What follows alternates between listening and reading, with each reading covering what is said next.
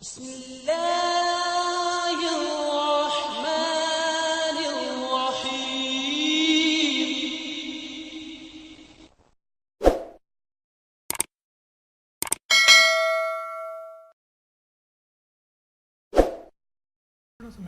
جی کر دوں. ہم ابھی ہمارے کچھ اور کالرز بھی ہیں، ہم ان کی طرف بھی چلتے ہیں. نصیر صاحب، بنیادی طور پہ جو آپ نے بات بتائی ہے کہ جب ہم یہ کہتے ہیں کہ احمدی مسلمانوں کی جو شدت ہے ختم نبوت پر ایمان کے حوالے سے، یقین اس عقیدے کے حوالے سے، وہ یہ ہے کہ حضرت اقدس مسیح موعود علیہ الصلاۃ والسلام نے جو ہمیں ختم نبوت کی تفہیم دی ہے وہ حضرت صلی اللہ علیہ وسلم کے مقام کو بڑھانے والی ہے.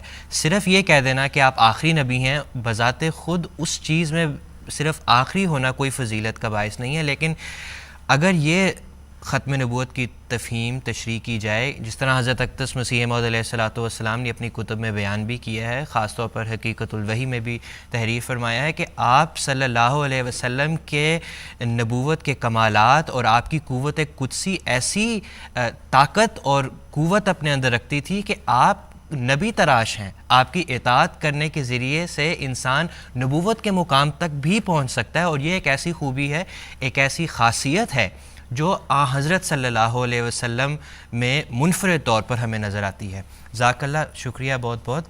ہمارے ساتھ ٹیلی فون لائن پر غلام فروخ صاحب ہیں جرمنی سے. السلام علیکم. وعلیکم السلام ورحمۃ اللہ. میرا سوال یہ ہے کہ اگر جماعت احمدیہ کے بارے میں جو 1974 میں تحریک چلائی گئی تھی جماعت کے خلاف، یہ ایسے معلوم ہوتا ہے کہ جیسے باقاعدہ ایک سازش کی گئی تھی. تو اس کے بارے میں میرا سوال یہی ہے کہ اس سلسلے میں جو پاکستان میں پارلیمنٹ سے باہر اور پاکستان کی قومی اسمبلی میں ہونے والے جو کاروائی تھی، اس کے جو لیڈر تھے ان کا آخر انجام کیا ہوا؟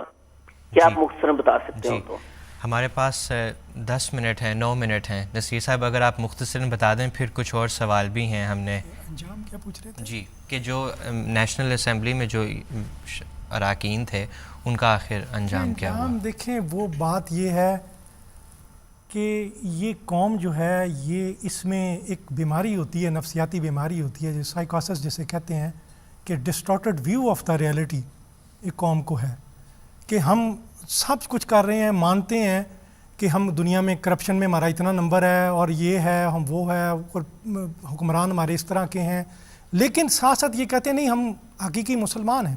وہ الوژن ہے، وہ فریب ہے، وہ بیماری ہے. ہنری کسنجر کہتا ہے، میں نے یحییٰ خان کو کہا کہ آپ کے حالات انڈیا کے ساتھ خراب ہو رہے ہیں، آپ ان کو مہربانی کر کے حل کریں تو اس سے آپ کی جنگ ہوگی، اس سے نقصان ہوگا. تو وہ آگے سے فرمانے لگے ہماری عظیم روایات ہیں. تو کہتے ہیں مجھے تو چپ کرا دیا انہوں نے عظیم روایات سنا کے. تو اس وقت پھر عظیم روایات کے پھر وہ ڈھاکہ میں کنٹرول روم میں جرنیلوں کی چیخیں نکلتی تھیں، روتے تھے. بات یہ ہے کہ اس طرح بندہ جو کمپرومائز پہ آ جاتا ہے، کہتے ہیں وہ کوئی فیس کرنے کے لیے تیار نہیں ہے، اس صورتحال کو سمجھنے کے لیے تیار نہیں ہے. وہ اس کو جب اس طرح بھٹو صاحب نے کہا، یہ ڈاکٹر مبشر حسن کہتے ہیں کہ بھٹو نے خود کہا یہ سازش ہے اور اس عالمی سازش ہے، اور سب کو یہ اعلان کیا یہ سازش ہے. بلکہ احمد رضا قصوری نے کہا یہ ایجنسیوں نے کروایا ہے یہ ہنگامہ جو ادھر ہوا ہے. تو اس کے بعد جو انجام ہوا، جو اس نے مبشر حسن صاحب نے پیش گوئی کہ ان کو متنبع کیا تھا کہ بھئی اس سے مارشل لا لگے گا، کیونکہ یہ اچھا پولیٹیکل فیصلہ بھی نہیں تھا. اسے کہیں کہ یہ برا پولیٹیکل فیصلہ تھا، کیونکہ اگر اچھا ہوتا تو مبشر حسن صاحب یہ کیوں کہتے. اور اس نے پھر یہ ہوا کہ وہ اس کے جو یہ لے کے آئے تھے مذہب کو انٹروڈیوس کرایا تھا، اس کے فوراً بعد میں دیکھتا ہوں فرقہ وریت کا کیا مسئلہ ہوا کہ صاحبزادہ فیض الحسن صاحب بریلوی تھے، وہ کہنے لگے اب میں تحریک چلاؤں گا دیوبندیوں کے لیے کہ ان کو کافر قرار دیا جائے. تو انہوں نے کہا کہ آپ تو پہلے ان کے ساتھ مل کے ان کے، کہتے ہیں میری غلطی تھی. تو یہ فرقہ پرستی کا پھر 1977 میں پھر ایک طرف عروج ہوا اور بھٹو کو مارشل لا لگانا پڑا گیا، اور پھر جو آگے پھر انجام ہوا اور ملک اس کے بعد بھی دھکیلا جاتا رہا.